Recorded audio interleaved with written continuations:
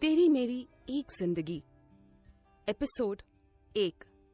पहली मुलाकात। मुंबई, शाम का वक्त। मुंबई की चकाचौंध से दूर एक शांत सी जगह पर समुंदर के किनारे एक लड़की बैठी थी। उसके खुले बाल उसके आधे चेहरे को ढके हुए थे। उसने फ्लोरल प्रिंट वाली नी लेंथ फ्रॉक पहनी थी और उसके साथ डेनिम जैकेट डाली थी। पैरों में स्नीकर्स थे। बालों के कारण उसका आधा चेहरा दिखाई नहीं दे रहा था, लेकिन उससे एक अलग ही वाइब आ रही थी। किसी को अपनी ओर खींचने के लिए उसकी वो आधी अधूरी एक झलक ही काफी थी। वो शांत सी बैठी ना जाने किन ख्यालों में खोई हुई थी और शाम को रात में तब्दील होते देख रही थी कि तभी उसका फोन बजा।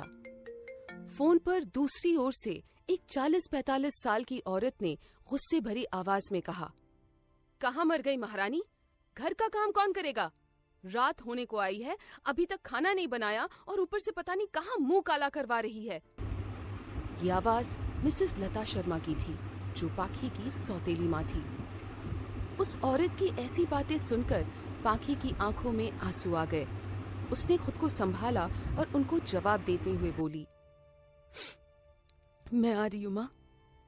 तभी फिर से वो औरत चिल्लाई, मैं तेरी माँ नहीं हूँ, मुझसे रिश्ता जोड़ना बंद कर और आके काम कर, और जरा भी लेट हुई ना तो आज तेरा खाना कैंसिल, समझी तू?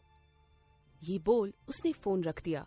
पाखी खुद को खुद में समेटे हुए ऊपर आसमान में देखकर बोली, माँ अब क्यों चली गई मुझे छोड़कर? थोड़ी देर बाद वो उठी और घर की तरफ निकल गई। जब वो घर पहुंची तो मिसेस शर्मा उस पर भड़क गई। उन्होंने अपने हाथ में एक छड़ी ले रखी थी। उन्होंने उस छड़ी से पाखी को मारना शुरू कर दिया और बोली, रात रात भर घर से बाहर रहती है, पता नहीं किसके साथ थी, कहाँ कहाँ मुंह काला कराती फिरती है।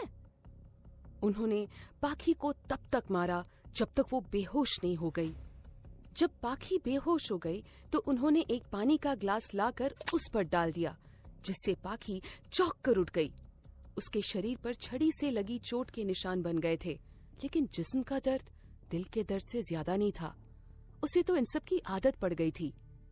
मिसेस शर्मा ने उससे कहा, जाकर खाना बना और खबरदार जो अपने बाप को कुछ बोली तो। ये बोलकर मिसेस शर्मा अपने रूम में चली गई और पाखी किचन में चली गई। पाखी ने अपने दर्द को बर्दाश्त किया और घर का सारा काम करके बिना कुछ खाए अपने कमरे में चली गई।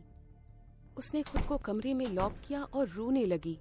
रोते रोते ही उसकी आंख लग गई, पर तभी उसका फोन बजा। ये कॉल मिसेस शर्मा की बेटी अनाया का था।